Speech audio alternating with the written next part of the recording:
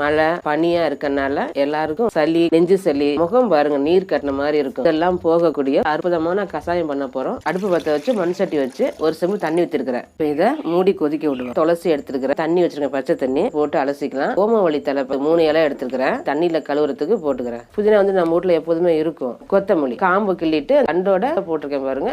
இப்ப என்ன பண்றோம்னா இது எல்லாத்தையும் சுத்தமா நல்லா அலசி கழுவி எடுத்துக்கிறோம். அடுப்புல இப்ப தண்ணி நல்லா கொதிஞ்சு வந்துருச்சு பாருங்க. நல்ல தண்ணி கொதி வந்ததுக்கு அப்புறம் இந்த பச்சை இலையெல்லாம் அதுல போட்டுக்கலாம். எடுத்து பாருங்கம்மா, கொத்தமல்லி 1/2 ஸ்பூன் எடுத்துக்கிறேன். அதையும் இந்த கொதிக்க தண்ணி தான் போடணும். அதையும் போட்டிருக்கேன். ஜீரகம் வச்சுக்கிறேன், அதையும் போட்டுக்கலாம். அடுத்து பாருங்க சோம்பு ஸ்பூன், மிளகு, வெந்தயம், ஏலக்காய், சுக்கு உடைச்சு வச்சிருக்க பொருளையும் தண்ணியில சுடுதண்ணில போட்டுட்டோம். இது ஒரு கிண்டி விட்டுட்டு மூடி போட்டு நல்லா கொதிஞ்சு அந்த இலை தலையில நல்லா வெந்து வரணும். சாரெல்லாம் இறங்கி அந்த தண்ணியில வரும். கொஞ்சம் லைட்டா சுண்டிருச்சு. இதை நம்ம இறக்கிக்கலாம். வேற பாத்திரத்துல ஒரு துணியை விரிச்சு அதுல இதெல்லாம் ஊத்தி நல்லா புளிஞ்சு வடிகட்டி சாறு எடுத்துக்க போறோம். இனிப்பு இருந்தா தான் குழந்தைங்களும் பெரியவங்க சாப்பிட கொஞ்சம் நல்லா இருக்கும். இந்த பாருங்க நான் போடுறது வெல்லம். அது நல்லா தூளா நுணுக்கி 1 ஸ்பூன் போட்டா போதும். ரொம்ப அதுல காட்டம்லாம் இருக்காது. இப்ப இதை எடுத்து நம்ம எல்லாருமே காலைல ஒரு டம்ளர் சாயந்தரம் ஒரு டம்ளர் குடிச்சிங்கன்னா அந்த மூச்சு வாங்குறது, மூக்குல நீர் வடிகிறது, தொண்டை பாருங்க கரகரன்னு இருக்கும். பேசும்போது சளி இருக்கனால, நெஞ்சு சளி இருக்கனால இதெல்லாம் சரியாயிடும்.